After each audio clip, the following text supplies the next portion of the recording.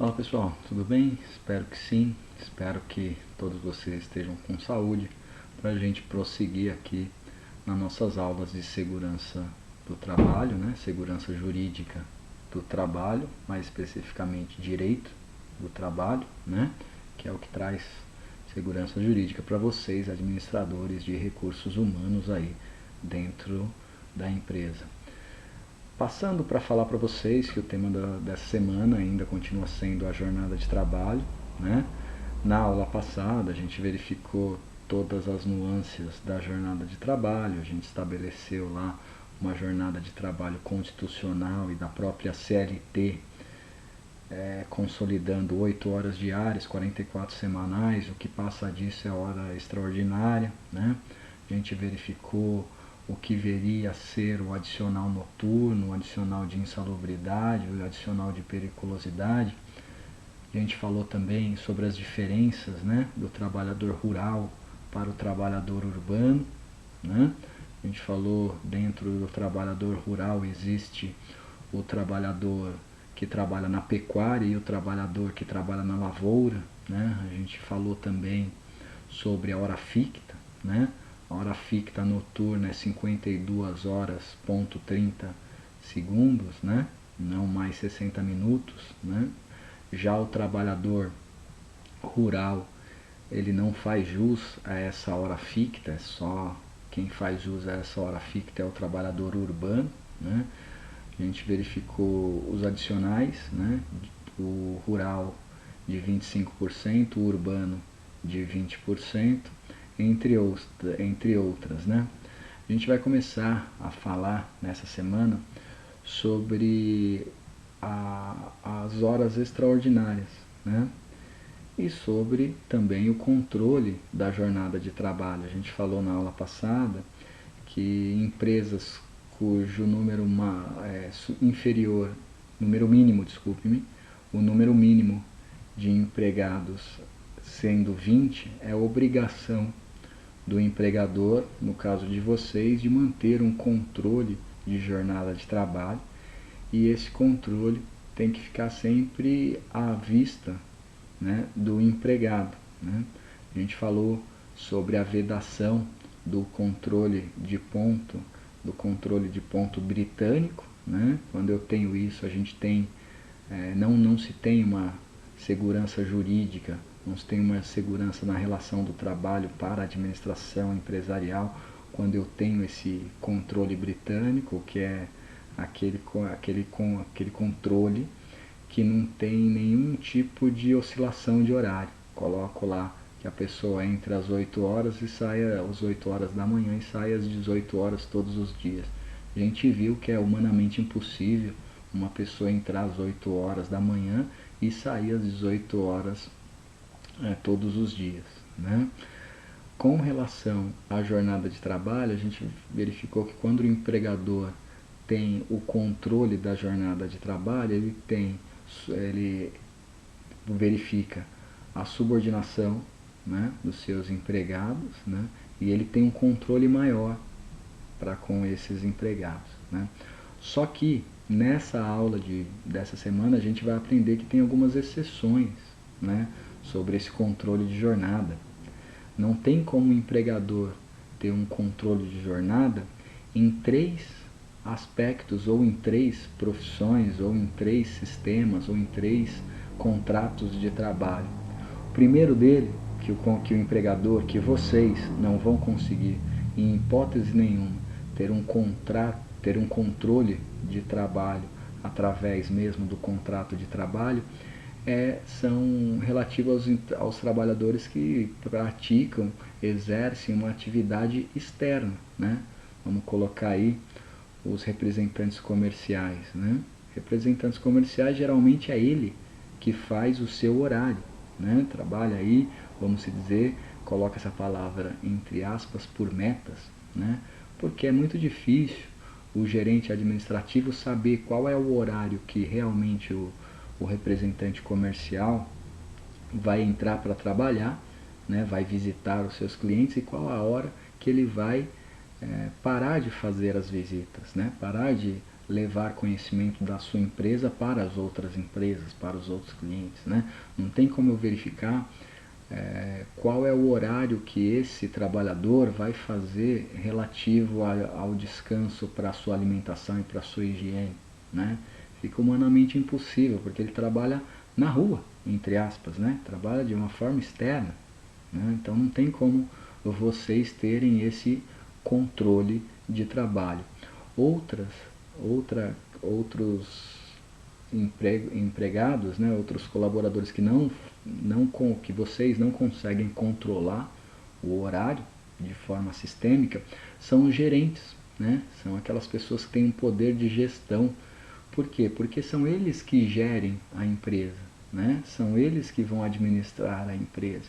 Então fica muito difícil você falar para os gerentes o horário que eles têm que entrar e os horários que eles têm que sair, né? A gente verifica que muitas das vezes os gerentes ficam muito além do tempo, né? Às vezes a empresa, a fábrica, o escritório até fecha e os gerentes ficam lá participando de reuniões, fazendo planejamento, fazendo balanço e coisas do tipo, né? Vocês sabem bem disso.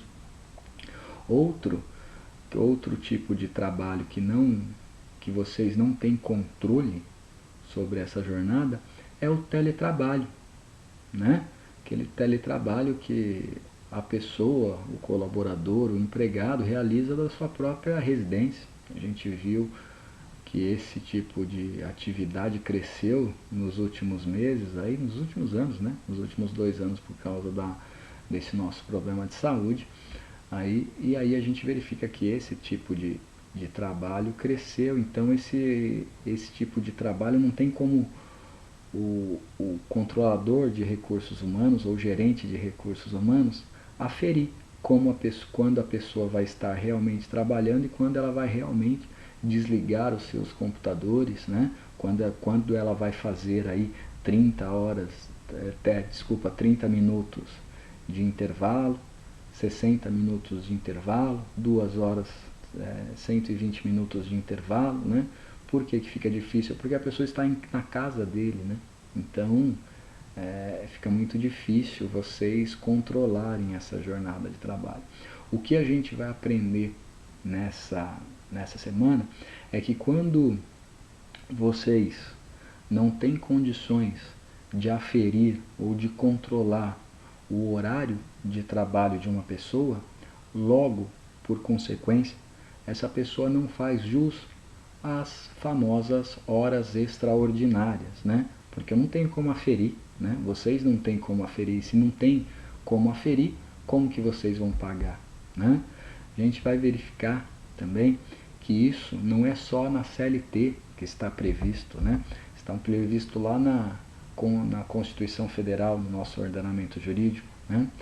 A gente vai falar também, completando a aula anterior, sobre a remuneração noturna, né? Que está lá no artigo 7º, inciso 9º da Constituição Federal, que fala que essa remuneração do trabalhador noturno tem que ser superior ao trabalhador diurno, né?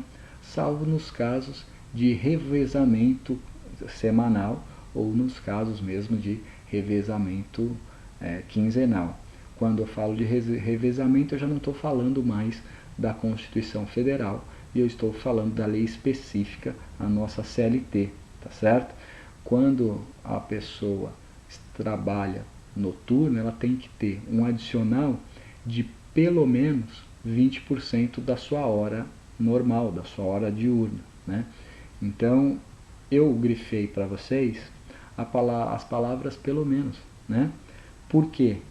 Porque pode ser um diferencial de uma empresa dar um adicional noturno superior a 20%, porque a lei não estabelece um teto, a lei só fala que tem que ser, não pode ser inferior a 20%, ela não coloca um limite. Então, se pode ser superior a 20%, esse pode ser um adicional de 25%, 30%, 40%, tá? A gente sabe que nas horas noturnas a hora é contada de uma forma diferente, não foi isso que a gente viu? que é uma hora fixa de 52 minutos e 30 segundos, né? A gente verificou que considera noturno o trabalhador, no caso de vocês que trabalham no recursos humanos aqui de São Paulo, né? Trabalha nas grandes capitais, trabalha de uma forma, de um trabalho urbano, a gente verificou lá, né? Que são considera esse trabalho noturno das 22 às 5 horas, né? A gente falou até que quando se passa das 5 horas, todas as horas passam a ser horas extras e todas as horas têm que ser colocados como se hora noturna fosse. Então, se a pessoa fizer aí 2 ou 3 horas, horas extras trabalhando anteriormente de uma forma noturna, embora essas 3 horas sejam diurnas, elas têm que ser computadas por vocês como se noturnas fossem, tá certo? Adicionado aí dos 50% mais os 20% no mínimo de adicional noturno, tá certo?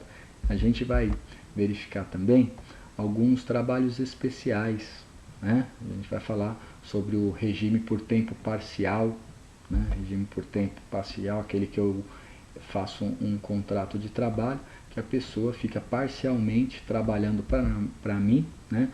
E essa duração desse trabalho, semanalmente, ele não pode passar de 30 horas semanais, porque passou de 30 horas semanais, cai eu vou colocar entre aspas essa palavra, cai numa vala comum, tá? Então vai para CLT, vai para um trabalho normal de 44 horas semanais, tá? Então ele para de ser parcial, tá certo?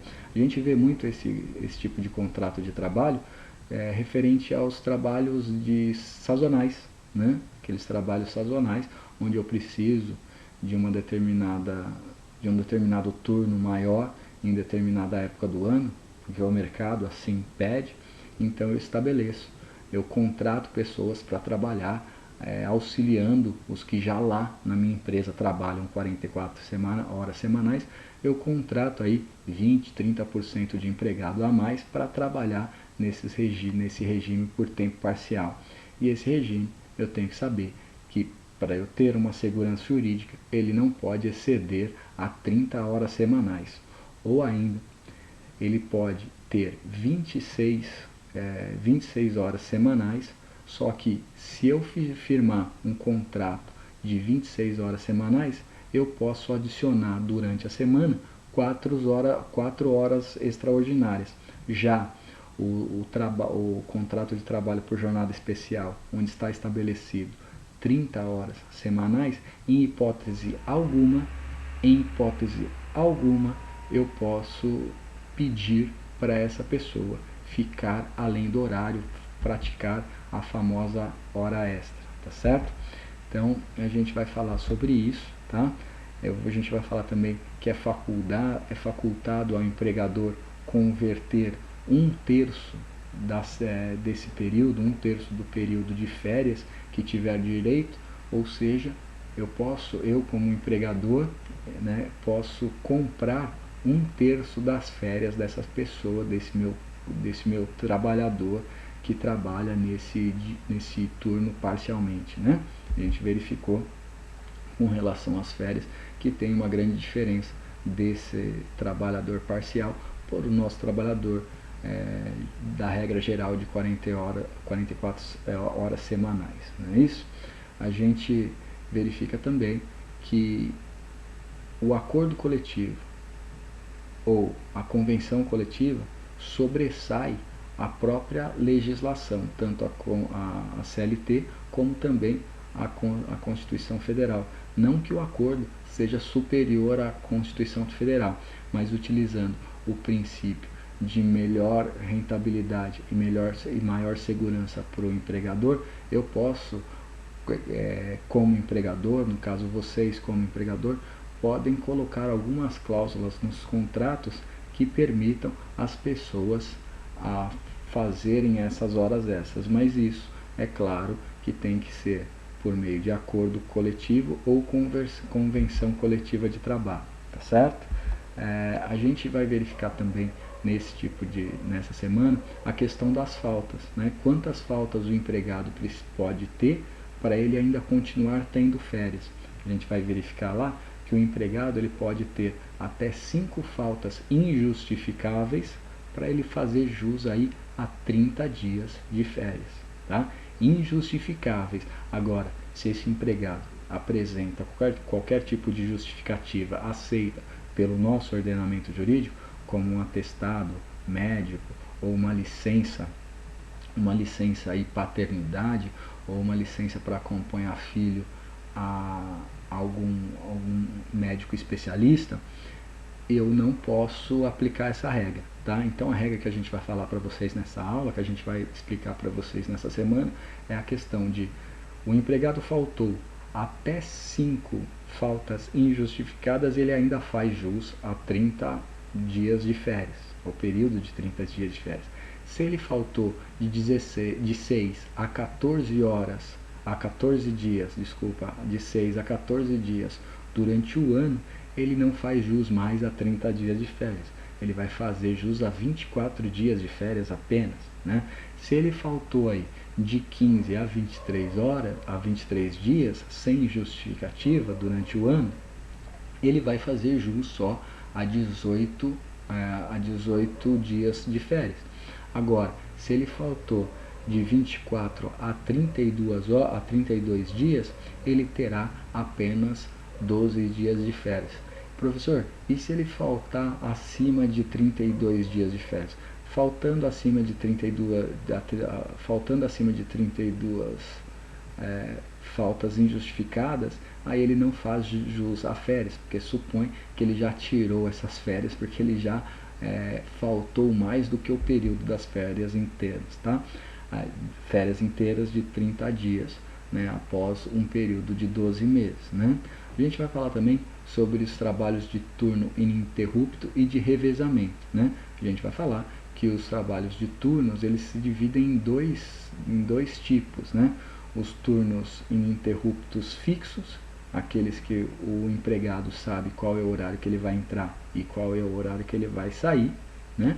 E também aqueles turnos ininterruptos, só que de revezamento. É aquele que o empregado não sabe quando que ele vai entrar e quando que ele vai sair para trabalhar, para prestar atividade. Por exemplo, a gente vê muito nessas empresas multinacionais, né? Uma hora o trabalhador está trabalhando no turno da manhã, vamos colocar aí das 6 às 2, no mês seguinte ou daqui 2, 3 meses ele pode estar trabalhando das 2 às 10 e daqui depois de 2, 3 meses ele pode estar trabalhando das 10 às 6, né? A gente vai falar muito sobre isso também. A gente vai falar sobre a jornada 12/36, que é aquela jornada onde o trabalhador trabalha ininterruptamente 12 horas. E para ele voltar a prestar serviço para a empresa, ele tem que ter um intervalo de 36 horas de descanso. Professor, e se ele não tiver essas 36 horas de descanso?